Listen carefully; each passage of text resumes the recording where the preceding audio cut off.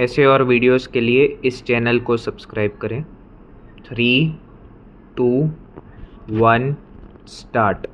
While considering the first question, the High Court concluded that inasmuch as an order of ejectment of the plaintiffs from the land in dispute under Section 163 of the HP Land Revenue Act, 1953 was passed on 2/4/1970 by the settlement officer, the suit having been filed about 19 years after such order is barred by limitation, full stop.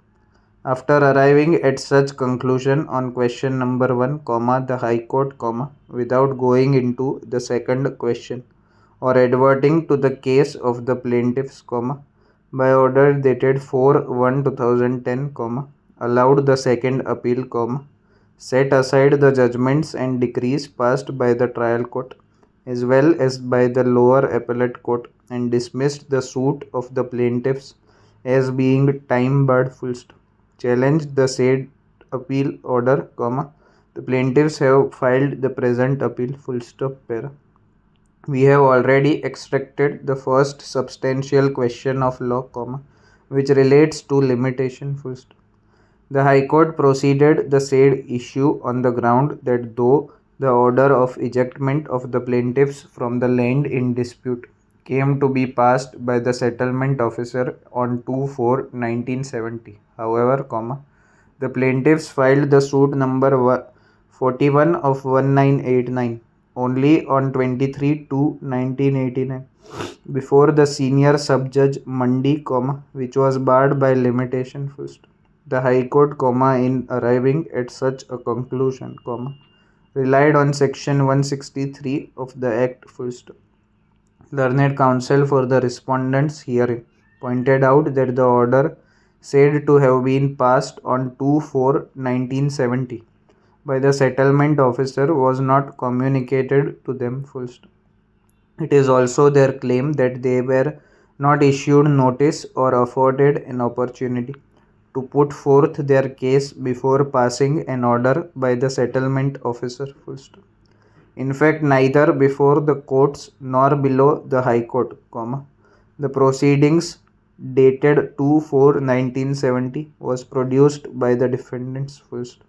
In fact, there is no specific plea in the written statement as to the limitation, and no issue was framed by the trial court, and no point was determined by the lower appellate court, full stop. We verify the defense stated in the written statement, issues framed by the trial court, and the points determined by the lower appellate court, full stop. There is no such plea and issue as to the limitation, full stop. Though it would be open to the parties to the suit to raise the plea of limitation before the High Court, as pointed out earlier, the defendants have not taken any effort to place the alleged proceedings dated 2/4/1970 of the settlement officer, full stop. It is not clear how the High Court arrived at a specific conclusion that suit filed by the plaintiffs, was barred by limitation, full stop. Even according to the defendants, the entire records relating to the said proceedings were lost, full stop.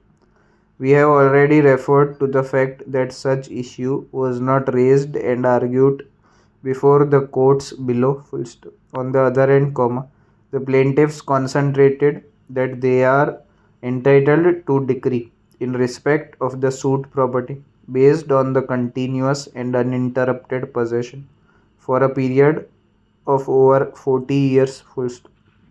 Paragraph.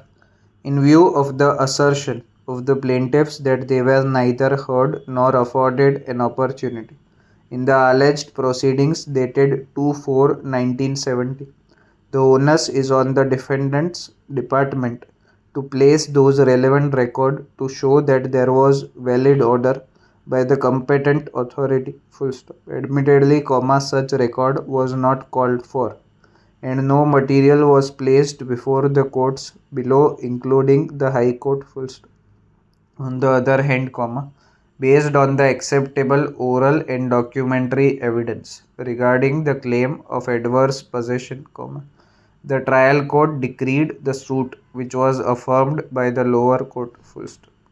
Inasmuch as the High Court dismissed the suit only on the ground of limitation and not gone into the claim of adverse possession by plaintiffs, in view of our conclusion and disagreement with the High Court's decision, we have no other option except to remand the matter once again to the High Court for disposal of the second appeal afresh in respect of other issue, that is, adverse possession.